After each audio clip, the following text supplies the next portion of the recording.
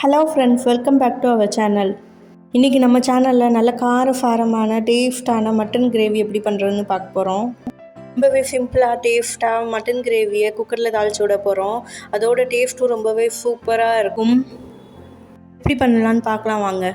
அதுக்கு ஒரு குக்கரை ஹீட் ஆனதும் 50 கிராம் நல்லெண்ணெய் சேர்த்துக்கலாம். நல்லெண்ணெய் நல்லா காஞ்சதுக்கப்புறமா அதில் பட்டை 5, ஏலக்காய் 5, கிராம்பு 5, ஒரு அன்னாச்சி பூ, அதோட கல்பாசி எல்லாம் சேர்த்து நல்லா வதக்கிக்கலாம். ஒரு 100 கிராம் சின்ன வெங்காயத்தை நீல வாக்கில் கட் பண்ணி வச்சுருக்கேன், அதையும் இதோடு சேர்த்து நல்லா வதக்கிக்கலாம். வெங்காயம் கண்ணாடி பதம் வர வரையும் நல்லா வதக்கினதுக்கப்புறமா 2 தக்காளியை கட் பண்ணி வச்சுருக்கேன், அதையும் இதோடு சேர்த்துக்கலாம்.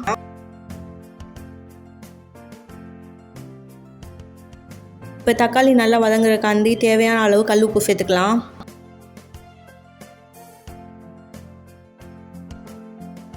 தக்காளி நல்லா குழஞ்சி வதங்கணும். தக்காளியை நல்லா வதக்கி விட்டுக்கோங்க.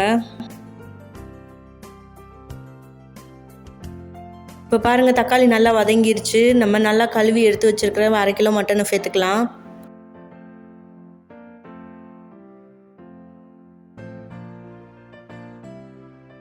மட்டனையும் மசாலாவோடு நல்லா வதக்கி விட்டுக்கலாம்.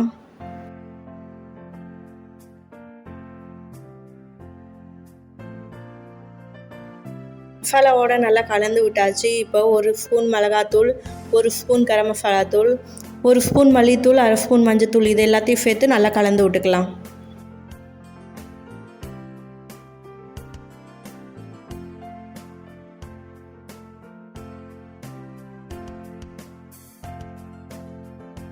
இப்போ இதை நல்லா கிளறி விட்டாச்சு. ஒரு 5 மினிட்ஸ் அப்படியே வேகட்டும். அதுக்குள்ளேயும் நம்ம அரைக்க வேண்டியதெல்லாம் அரைச்சி எடுத்துகிட்டு வரலாம்.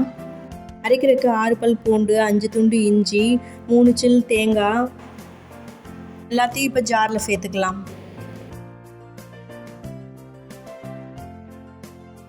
அதோட 1 ஸ்பூன் மிளகு, அரைக்க தேவையான அளவு கொஞ்சமாக தண்ணி சேர்த்து நல்லா நைஃபாக அரைச்சி எடுத்துகிட்டு வந்துக்கலாம். 5 மினிட்ஸ் ஆயிடுச்சு. மட்டனை திரும்ப நல்லா கிளறி விடலாம்.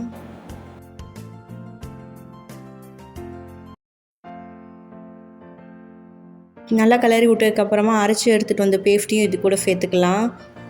அதோட கொஞ்சமாக தண்ணி சேர்த்து நல்லா திரும்ப கிளறி விட்டுக்கலாம். இப்போ அரைச்சி எடுத்துகிட்டு வந்த பேஸ்ட்டையும் சேர்த்ததுக்கப்புறமா நல்லா கிளறி விட்டுக்கலாம். இந்த ஸ்டேஜில் உப்பு பத்தலைன்னா பார்த்துட்டு சேர்த்து நல்லா கிளறி விட்டுக்கலாம். அது கூடவே இன்னும் 100 கிராம் அளவு தண்ணி சேர்த்துக்கலாம். இதையும் நல்லா கிளறி விட்டதுக்கப்புறமா நம்ம குக்கரை மூடி வச்சு வெயிட் போட்டுடலாம். 8 விசில் விட்டு எடுத்தோம்னா மட்டன் சாஃப்டாக வந்து மட்டன் கிரேவி ரெடி ஆயிரும். விசில் விட்டு தம் அடங்குறதுக்கப்புறமா பார்க்கலாம். இப்போ பாருங்கள், தம் அடங்கிருச்சு. இதை நம்ம ஓப்பன் பண்ணி பார்க்கலாம். அவ்வளோதான், மட்டன் கிரேவி ரெடி ஆயிடுச்சு. சூப்பரான பதத்தில் மணக்க நல்லா ரெடி ஆயிடுச்சு.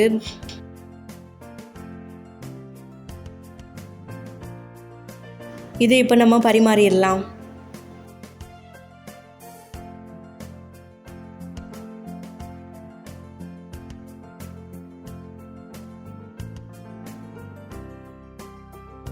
பாருங்கள், மட்டன் கிரேவி சாஃப்டாக வந்து நல்லா வந்திருக்கு. இதை இப்போ நம்ம சாதத்தோடு சேர்த்து பரிமாறி சாப்பிட்லாம். இது சாதம், சப்பாத்தி, இட்லி, தோசைக்கு கூட சாப்பிட ரொம்ப நல்லாயிருக்கும். நீங்களும் இதே போலவே ட்ரை பண்ணி பார்த்து சாப்பிட்டு என்ஜாய் பண்ணுங்கள். அதோடு நம்மளோட சேனலை சப்ஸ்கிரைப் பண்ண மறக்காதீங்க. தேங்க்ஸ் ஃபார் வாட்சிங்.